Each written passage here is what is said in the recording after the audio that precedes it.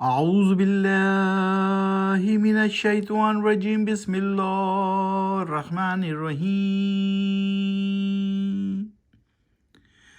ذالک امر اللہ انزلہ الیکم ومن یتق اللہ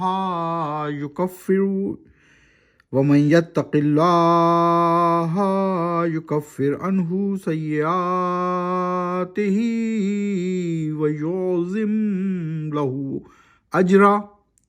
ویعظم لہ اجرا۔ ابھی آپ کے سامنے آیت نمبر 5 کی تلاوت کی گئی۔ سورت ہے سورت الطلاق، 65ویں سورت، پارہ وہی ہے 28واں پارہ، قد سمع اللہ۔ آج ہم کریں گے 5 سے لے کے 8 تک کی تلاوت اور اس کا ترجمہ پڑھیں گے۔ آئیے 5 کا ترجمہ پڑھتے ہیں۔ ذالک امر اللہ انزلہ الیکم، یہی حکم ہے اللہ کا، نازل کیا ہے جس نے تمہاری طرف، اور جو اختیار کرے گا تقوی، مانے گا حکم اللہ کا، تو وہ کر دے گا دور اس سے اس کی برائیوں کو بھی دور کر دے گا۔ اللہ سبحانہ تعالیٰ کہہ رہے ہیں کہ اس کی برائیوں کو بھی دور، جبکہ زیادہ نوازے گا اس کو اجر سے، اور پھر اس کو اجر بھی دے گا۔ اسکنوہن من حیث سکنتم من وجدکم ولا تضاروہن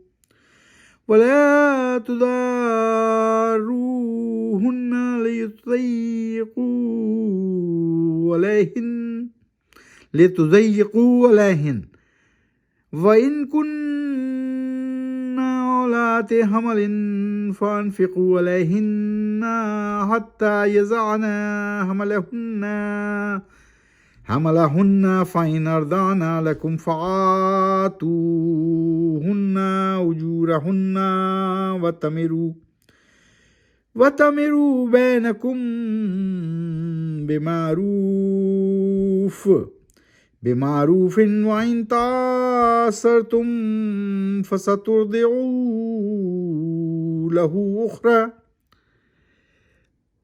آئیے 6 نمبر کی آیت کی تلاوت کی ابھی ہم نے، اب اس کا ترجمہ پڑھتے ہیں۔ رکھو تم ان مطلقہ عورتوں کو اسی جگہ جہاں تم خود رہتے ہو، جیسی بھی جگہ میسر ہو تم کو، اور نہیں تکلیف دو تم تنگ کرنے کے لیے ان کو ذہنی اور جسمانی۔ اگر وہ حاملہ ہوں تو خرچ کرتے رہو تم ان پر یہاں تک کہ وہ جنیں بچہ، پھر اگر وہ دودھ پلائیں تمہارے لیے بچے کو تو دو تم انہیں ان کی اجرت، اور اجرت کا معاملہ طے کرو مشورے سے آپس میں بھلے طریقے سے، اور اگر تم نے تنگ کیا ایک دوسرے کو تو دودھ پلائے اس بچے کی خاطر دوسری عورت۔ تو اگر وہ تنگ ہو رہی ہے عورت تو پھر اس بچے کو دودھ پلانے کے لیے دوسری عورت کا ارینجمنٹ کرنا چاہیے۔ آیت نمبر 7، لِيُنْفِقْ ذُو سَعَةٍ مِّن سَعَتِهِ وَمَنْ قُدِرَ عَلَيْهِ رِزْقُهُ فَلْيُنْفِقْ مِمَّا آتَاهُ اللَّهُ لا يكلف الله نفسا إلا ما آتاها سيجعل الله بعد عسر يسرا۔ آئیے آیت نمبر 7 کے معنی پڑھتے ہیں۔ چاہیے کہ خرچ کرے خوشحال شخص اپنی گنجائش کے مطابق، اور جس شخص کو کم دیا ہو رزق روزی تو وہ خرچ کرے اس میں سے جو دیا ہے اسے اللہ نے۔ نہیں ڈالتا بوجھ یعنی ذمہ داری کا اللہ کسی کی نفس پر یعنی کسی بھی جان پر، مگر اس قدر جتنا دیا ہے اس نے ان کو عنقریب کر دے گا اللہ بعد تنگی کے آسانی یعنی روزی میں کشادگی۔ تو کسی کو زیادہ دیا ہے مال، کسی کو کم دیا ہے، کوئی خوشحال ہے تو وہ اپنی گنجائش کے مطابق خرچ کرے، کسی کو کم روزی دی ہے تو وہ اس کے مطابق خرچ کرے۔ اللہ سبحانہ تعالیٰ فرما رہے ہیں کہ اللہ سبحانہ تعالیٰ کسی پر، کسی جاندار پر، کسی نفس پر اس کے زیادہ بوجھ نہیں ڈالتا، اور اگر اس کو عنقریب کر دے گا اللہ سبحانہ وتعالیٰ اس کی تنگی دور اور کر دے گا روزی میں کشادگی۔ آیت نمبر 8 پڑھتے ہیں۔ وَكَأَيٍّ مِّن قَرْيَةٍ अतत अन अम्रि रब्बिहा व रुसुलिही फहासबनाहा हिसाबन शदीदम वअज़्ज़बनाहा अज़ाबन नुकरा।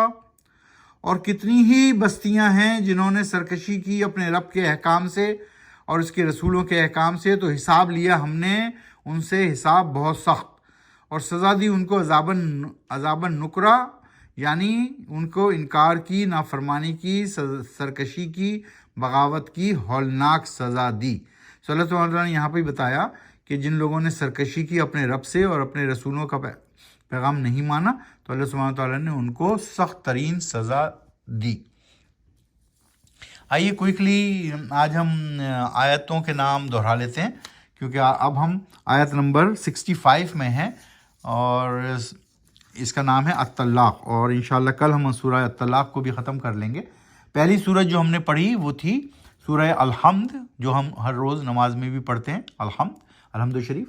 दूसरी सूरत सूरह बकरा, तीसरी सूरत सूरह आल इमरान, चौथी सूरत सूरह निसा, पांचवी सूरत अल-माइदा, छठी सूरत अल-अनाम, सातवीं सूरत अल-आराफ, आठवीं सूरत अनफाल, नवीं सूरत तौबा, 10वीं सूरत सूरह यूनुस, 11वीं सूरत सूरह हूद, 12वीं सूरत सूरह यूसुफ, 13वीं सूरत सूरह राद, 14वीं सूरत सूरह इब्राहीम, 15वीं सूरत सूरह अल-हिज्र, 16वीं सूरत सूरह नहल, 17वीं सूरत सूरह बनी इसराइल, 18वीं सूरत अल-कहफ, 19वीं सूरत सूरह मरियम, 20वीं सूरत सूरह ताहा, 21वीं सूरत सूरह अंबिया, 22वीं सूरत सूरह अल-हज, 23वीं सूरत सूरह अल-मोमिनून, 24वीं सूरत नूर, 25वीं सूरत सूरह अल-फुरकान, 26वीं सूरत सूरह शोरा, 27वीं सूरत नमल, 28वीं सूरत कसस, 29वीं सूरत सूरह अनकबूत, 30वीं सूरत सूरह रोम, 31वीं सूरत सूरह लुक़मान, 32वीं सूरत सूरह सजदा, 33वीं सूरत सूरह अल-अहज़ाब,